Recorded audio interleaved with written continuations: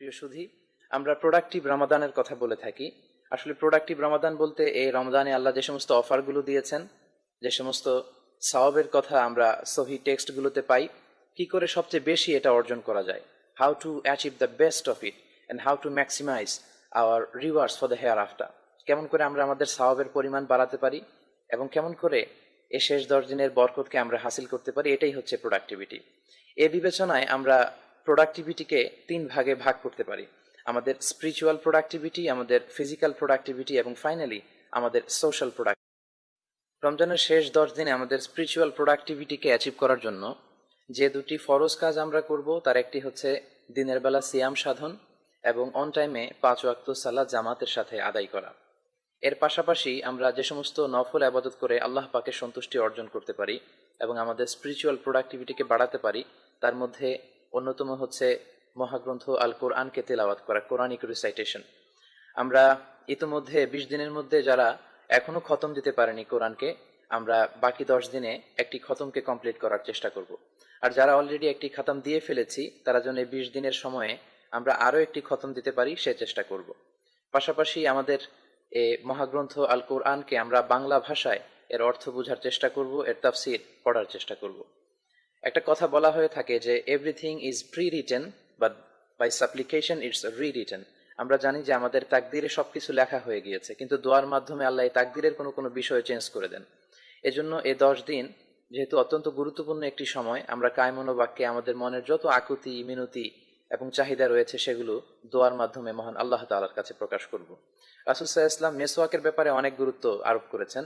আমাদের যদি সুযোগ হয় এই 10 দিনে আমাদের স্পিরিচুয়াল প্রোডাক্টিভিটিকে একেবারে তুঙ্গে নিয়ে যাওয়ার জন্য আমরা প্রত্যেক জামাতের আগে, নামাজ পড়ার আগে আমরা মেসওয়াক করতে পারি এবং বেশি বেশি ইস্তেগফার করতে পারি, তাসবিহ পড়তে পারি, যে তাসবিহগুলো অথেন্টিক নারেশন থেকে আমরা পাই। সুবহানাল্লাহ, আলহামদুলিল্লাহ, ওয়ালা ইলাহা ইল্লাল্লাহু, আল্লাহু আকবার। এই 4টা জিকির হচ্ছে শ্রেষ্ঠ জিকির।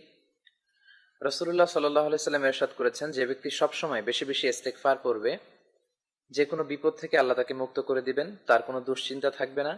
এবং তৃতীয়ত, এমন জায়গা থেকে আল্লাহ পাক তার জন্য রিজিকের ব্যবস্থা করবেন সে কল্পনাও করতে পারেনি। এই 10 দিনে আমরা কিয়ামুল লাইলে তো অবশ্যই অংশগ্রহণ করব, আমাদের তারাবির নামাজে এবং তাহাজ্জুদের নামাজে। সলাতুল হুজুদ বা সলাতুল তাহাজ্জুদ, আমরা শেষ রাতের গভীর ঘুমকে স্যাক্রিফাইস করে যে সালাতটা অফার করি, এটাই হচ্ছে সলাতুল তাহাজ্জুদ। আল্লাহ পাক এই নামাজটিকে অত্যন্ত বেশি পছন্দ করেন। আল্লাহর সান্নিধ্য পেতে, তার প্রিয় বান্দা হওয়ার জন্য এ সালাত আদায়ের কোনো বিকল্প নেই। স্পিরিচুয়াল প্রোডাক্টিভিটি বাড়ানোর সর্বশেষ যে টিপসটি আপনাদেরকে আমি দিতে চাই, সেটি হচ্ছে এতেকাফে অংশগ্রহণ করা। এতেকাফ হচ্ছে it's a 10 days intensive training programme, যেটা আমরা রাসূল সাল্লাল্লাহু আলাইহি ওয়াসাল্লামের জীবনী থেকে পাই। রাসূল সাল্লাল্লাহু আলাইহি ওয়াসাল্লাম প্রতি বছর রমাদানুল মুবারকের শেষ 10 দিনে এতেকাফে বসতেন এবং যে বছর তিনি ইন্তেকাল করেছেন সে বছর তিনি 20 দিনের জন্য এতেকাফ করেছিলেন। এবং বিশ্বনবী সাল্লাল্লাহু আলাইহি ওয়াসাল্লামের ইন্তেকালের পরে ওনার স্ত্রীরা, ওনারাও এতেকাফে বসতেন। এতেকাফে বসার গুরুত্ব এত বেশি এজন্য কারণ যারা এতেকাফে বসবে তাদের জন্য লাইলাতুল কদর মিস করার কোনো সুযোগ নেই। There is no risk to lose the mercy and blessings of লাইলাতুল কদর।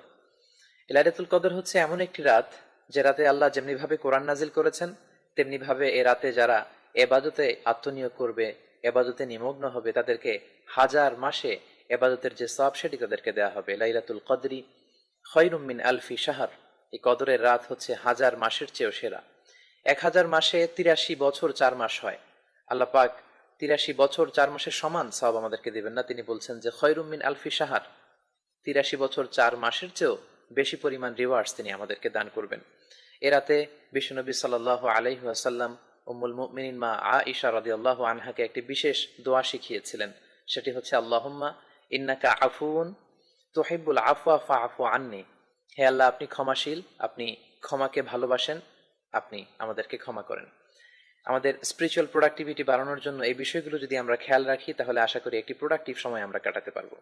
এ পর্যায়ে বলবো আমাদের ফিজিক্যাল প্রোডাক্টিভিটির কথা।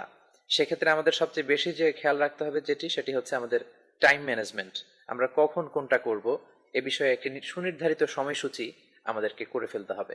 পাশাপাশি স্লিপ ম্যানেজমেন্টের দিকে গুরুত্ব দিতে হবে, কারণ কখন ঘুমাবো কখন ঘুমাবো না এটিও কিন্তু একটি গুরুত্বপূর্ণ বিষয়। আমরা যদি ফজরের নামাজ জামাত শেষে লম্বা একটা ঘুম দেই এবং জোহরের নামাজ সে ঘুমের কারণে কাজা করে ফেলি, তাহলে কিন্তু আমাদের প্রোডাক্টিভিটি কমে যাচ্ছে, এমনটা যেন না হয়ে যায়।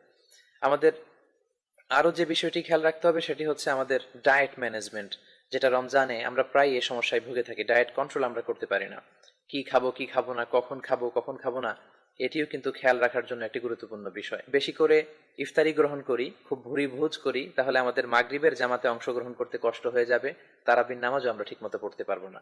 আবার সাহারির সময় যদি আমরা খুব বেশি করে খাই, তাহলে ফজরের জামাতে অংশগ্রহণ করতে, ফজরের নামাজ পড়তে আমাদের কষ্ট হয়ে যাবে। এজন্য রমজানে ডায়েট কন্ট্রোলটা খুবই জরুরি।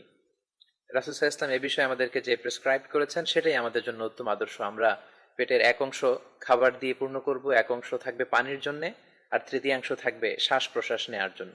আমাদের ফিজিক্যাল প্রোডাক্টিভিটি বাড়ানোর জন্য বিবাহিত ভাইদেরকে আরও একটি বিষয় মাথায় রাখতে হবে, সেটি হচ্ছে দিনের বেলা আমাদের যাতে সীমা লঙ্ঘন না হয়ে যায়, অর্থাৎ আমাদের কনজুগাল যে ম্যানেজমেন্ট বা ম্যারিটাল ম্যানেজমেন্ট সেদিকেও খেয়াল রাখতে হবে। এ পর্যায়ে আমাদের সোশ্যাল প্রোডাক্টিভিটি আমরা কিভাবে বাড়াবো এ বিষয়ে দু একটি কথা বলি।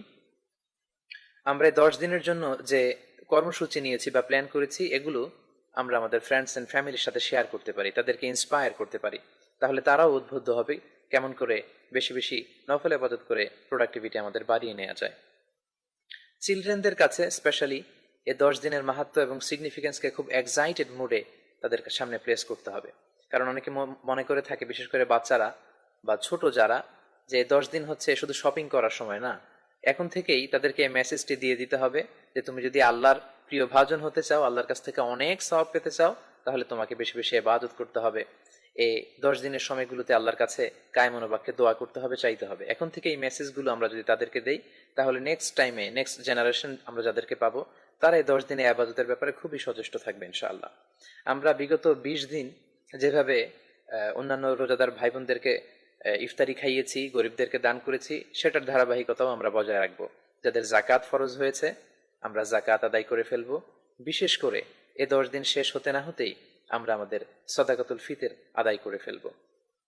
নানা কারণে আমাদেরকে সোশ্যাল মিডিয়াতে সময় দিতে হয়, কিন্তু এ 10 দিন যেহেতু আমরা ইবাদতের জন্য স্পেসিফাই করে ফেলছি, এজন্য যত কম এই সমস্ত ফেসবুকিং টুইটারিং এ আমরা আমাদের সময় ব্যয় করব, ততই হবে আমাদের জন্য কল্যাণজনক। তারপরেও যদি আমাদেরকে কিছু সময় এখানে ব্যয় করতে হয়, সেক্ষেত্রে রমজান রিলেটেড, কোরআন রিলেটেড, ইসলাম রিলেটেড ইনফ্লুয়েন্সিয়াল স্ট্যাটাসগুলো আমরা ফেসবুকে শেয়ার করতে পারি, যাতে করে অন্যান্য ভাইরা উপকৃত হয়। যেহেতু এই 10টি দিন খুবই গুরুত্বপূর্ণ, আসুন আমরা একটা চমৎকার প্ল্যানের মধ্য দিয়ে, একটি কর্মসূচির মধ্য দিয়ে এই 10টি দিনকে কাটাই। এ রমাদানকে রব্বুল আলামিন দিয়েছে মূলত একটি ট্রেনিং সেশন হিসেবে, ট্রেনিং প্রোগ্রাম হিসেবে।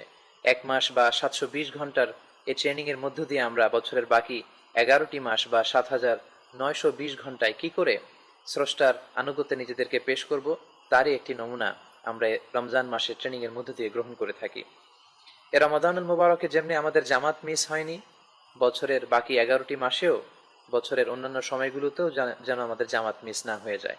আমরা যেমনি রমাদানে কোরআন খতম করেছি, কোরআন রিসাইটেশনের এ ধারাবাহিকতা বছরের বাকি 11টি মাসেও যেন আমাদের বজায় থাকে। আমরা যেমনি সারাদিন সিয়াম সাধন করে তাকওয়ার গুণে নিজেদেরকে সাজিয়েছি, বছরের অন্য সময়েও যেন তাকওয়াই যেন হয় আমাদের হাতিয়ার। পাশাপাশি রমজানের দিনের বেলাতে যেমনি আমরা বিবাহিতরা একটি বৈধ রিলেশনশিপের দিকেও আমরা যাইনি, বছরের বাকি সময়গুলোতে যেন অ্যাটলিস্ট হারাম থেকে নিজেদেরকে সংযত এবং সংবরণ করি।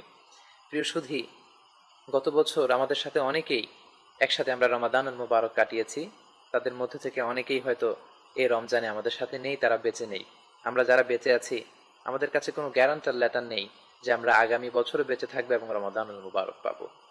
তাই আসুন, আমরা 20 দিন অতিবাহিত করে এখন শেষ দশকে এসে উপনীত হয়েছি। সামনের এই গুরুত্বপূর্ণ 10টি দিনে আমরা স্রষ্টার আনুগত্যে, তার ইবাদতে নিজেদেরকে ডেডিকেট করি। সবাই ভালো থাকবেন, সুস্থ থাকবেন, সুন্দর থাকবেন। আসসালামু আলাইকুম ওয়া রাহমাতুল্লাহি।